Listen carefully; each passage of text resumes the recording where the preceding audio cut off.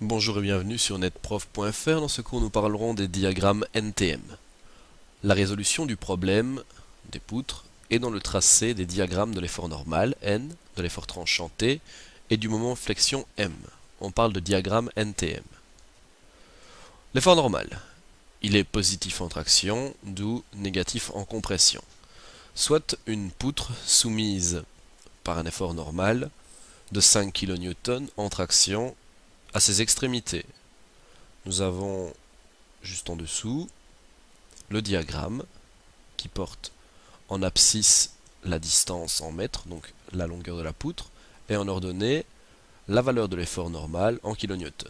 Nous avons ici une valeur constante de 5 kN positif vu qu'on est en traction. La même chose en compression nous donnerait donc un diagramme avec moins 5 kN en négatif. L'effort tranchant T. Lorsqu'on parcourt la poutre de la gauche vers la droite, le sens positif est vers le haut. Lorsqu'on parcourt la poutre de la droite vers la gauche, le sens positif est vers le bas.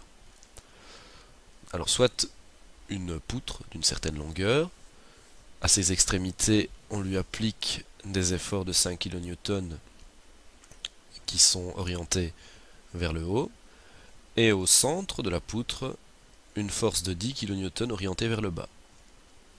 Le diagramme se présente comme suit.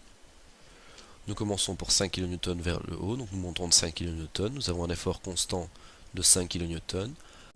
Arrivé au centre de la poutre, nous devons faire moins 10, on arrive à moins 5, et on continue.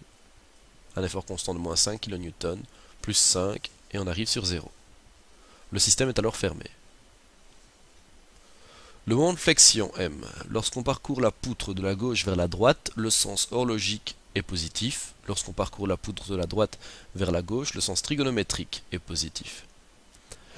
Alors, soit une poutre ayant à son extrémité gauche une force de 4 kN orientée vers le haut et un moment de 8 kN/m. Au centre, une force de 12 kN orientée vers le bas et à l'extrémité droite, une force de 8 kN orientée vers le haut. Voilà comment se présente le diagramme de l'effort fléchissant. Alors on va développer un peu plus. Dans un premier temps, nous avons donc un moment qui tourne dans le sens horlogique, donc il est bien positif. Donc on monte de 8.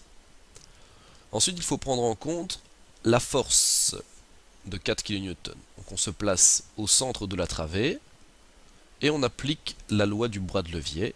Donc on a la force 4 fois 2, car on est à 2 mètres. Ça nous donne 8, auquel il faut ajouter le 8 kN/m préalable du moment. Donc on obtient 16. Et ensuite, nous avons toujours nous plaçons ici à l'extrémité droite. Nous avons toujours notre moment de 8 kN/m, auquel on va ajouter notre force de 4 kN fois maintenant un bras de levier 2 fois plus grand, donc fois 4, moins, car on tourne dans l'autre sens, 12 fois 2, on obtient 0. On peut ainsi fermer le système du moment fléchissant.